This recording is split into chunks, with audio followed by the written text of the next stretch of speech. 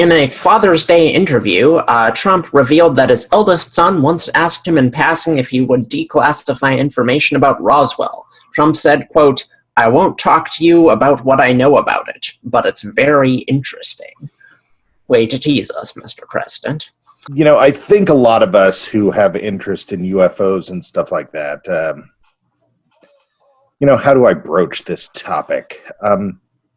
Even people who had a lot of faith in Trump supporters, believed he was going to put this information out if it was there.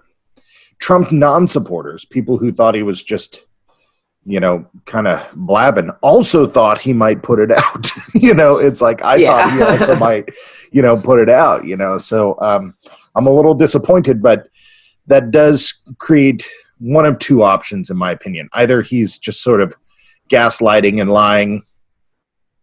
Hard to believe, I know, but, you know, it's possible. It's possible. It could be. Right. He's never done it before, but, you know, there's a first time for everything. Or the more disturbing option might be that it's so serious, even Trump takes it seriously. I feel like there's a third option, which is that, like, there are people in the government who just are like, we can't allow any of this information anywhere near Donald Trump.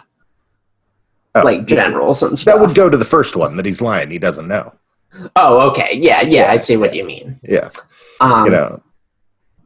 Yeah, it is interesting looking at the history of sort of presidents with their comments, you know, before they get into office about UFOs and after. Like Jimmy Carter, big believer in UFOs. I want to say that he saw a UFO at some point. He like had a UFO sighting and it had a big effect on him. I can't remember if that's apocryphal or not. That might not be true. Don't take my word for it.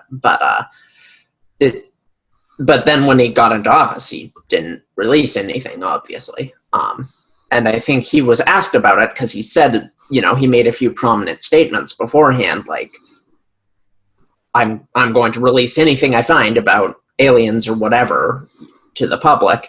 And then when he was asked about it, he basically said something about a national security interest. Right. Which is probably the most concerning answer he could have said. Like, right, yeah. That fits with the, like, maybe Trump is basically all, oh gosh, we've been told if we say anything about this, the Vogons are going to start their intergalactic thoroughfare or whatever. You know? Exactly, you know. And I'm not sure if the truth coming from Jimmy Carter is necessarily the best place, because, I mean, he is a hardcore Christian peanut farmer. Now, don't get me wrong, I totally respect all the Habitats for Humanity, but at the time, he was not exactly the most credible or impactful of presidents, you know. No, I mean, I think he is probably the smartest president we've had in the last 150 years, just in terms of, like, his personal accomplishments and, like, his...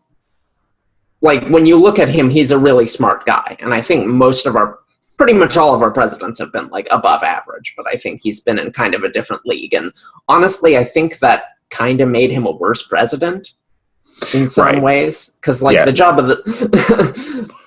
I think he was at a moral caliber that probably made him not a great president. Right. Well, for one thing, he was just, like, literally decades ahead of his time in terms of, like, environmental policy.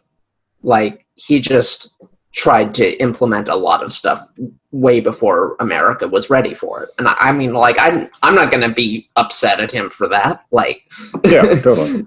You know, climate change and stuff is a horrible problem, and we now understand that a lot better than we did in the 70s. But he just... there were a lot of facets to him and to his administration that were calculated to make him very unpopular, and lo and behold, they did. So, yeah, who knew that climate change would first hit the peanuts?